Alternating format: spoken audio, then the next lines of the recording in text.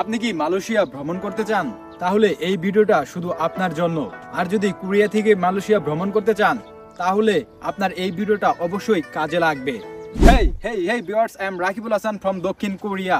আজকে আমি এই ভিডিওতে আপনাদের সাথে শেয়ার করব কিভাবে আপনি দক্ষিণ কোরিয়া থেকে মালয়েশিয়া ভ্রমণ করবেন আর কি কি ডকুমেন্টস লাগবে। So let's see my video. আপনি যদি বাংলাদেশ থেকে ভ্রমণ করতে চান তাহলে আপনার সর্বপ্রথম যেটা লাগবে সেটা হচ্ছে এরকম একটি পাসপোর্ট। আর যারা দক্ষিণ কোরিয়ায় রয়েছেন তাদের কিন্তু পাসপোর্ট রয়েছে, তাদের প্রয়োজন হবে এরকম একটি এলিয়েন কার্ড, যা বৈধতা রেসিডেন্স কার্ড প্রমাণ লাগবে। আপনি যে কোরিয়ায় রয়েছেন সেটার প্রমাণ এই রেসিডেন্স কার্ড, এটা আপনাকে দেখাতে হবে ইমিগ্রেশন অফিসে। এখন পাসপোর্ট আর এলিয়েন কার্ডের পর্ব শেষ হলো, এখন আপনার লাগবে এরকম একটি 1 কপি ছবি। এই 3টি ডকুমেন্টসের পাশাপাশি আর যা যা লাগবে, আপনি যে কোরিয়ায় থাকেন সেটার একটা বৈধ ফোন নাম্বার আর ইমেল আইডি। আপনার সবকিছু তো ডকুমেন্টস এখন রেডি হয়ে গেল। এখন সবকিছু ডকুমেন্টস রেডি করে আপনি অনলাইনে অ্যাপ্লিকেশন করবেন। মালয়েশিয়ার এম্বাসি আপনার ইমিগ্রেশন অফিসে একটি লিঙ্ক আছে, আমি সেটা ডেসক্রিপশনে দিয়ে দেবো। সেই ডেসক্রিপশনের ভিতরে ঢুকে আপনি অ্যাপ্লাই করতে পারবেন। তো গাইস, আপনি তো অ্যাপ্লিকেশন করার পরে আপনি ভিসা পেয়ে গেলেন। আরেকটি কথা আমি আপনাদেরকে জানিয়ে দেই, আপনি মালয়েশিয়ার এম্বাসি থেকে আপনাকে ভিসা দিবে অনলাইন ভিসা বা ই ভিসা।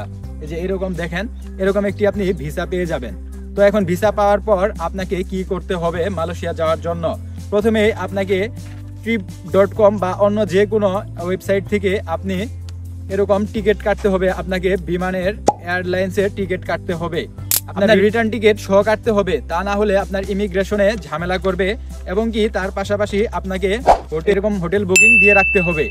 এখন সবকিছু রেডি হওয়ার পর এরকম আপনি প্রিন্ট করে নেবেন, কারণ আপনি যখন মালয়েশিয়া ইমিগ্রেশন অফিসে যাবেন তখন আপনাকে এই ডকুমেন্টসগুলো আপনাকে দেখাতে হবে।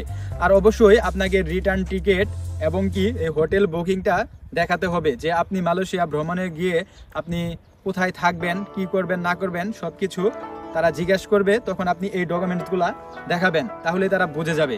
আর মালয়েশিয়া ইমিগ্রেশন কিন্তু খুবই টাফ এবং কি খুবই কঠিন।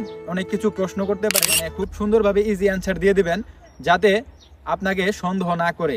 কারণ অনেক বাংলাদেশি আপনার মালয়েশিয়া গিয়ে ঘুরতে যায় আর ব্যাগ দেয় না।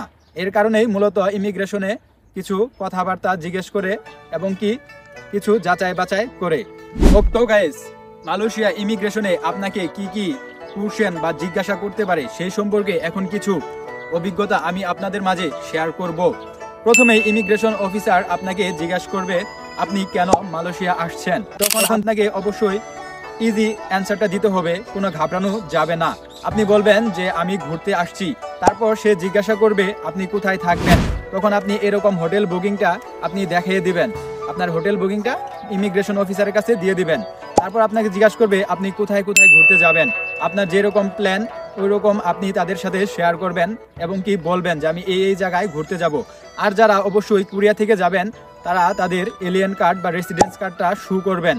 এরকম রেসিডেন্স কার্ড দেখলে আপনার কোরিয়া তাহলে অনেক কোশ্চেন বা আপনাকে অনেক জিজ্ঞাসাবাদ থেকে আপনি বেঁচে যাবেন।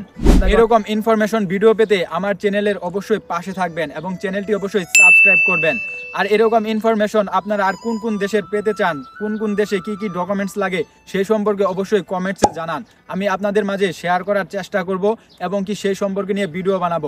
By bye, খামসাহামনিদা।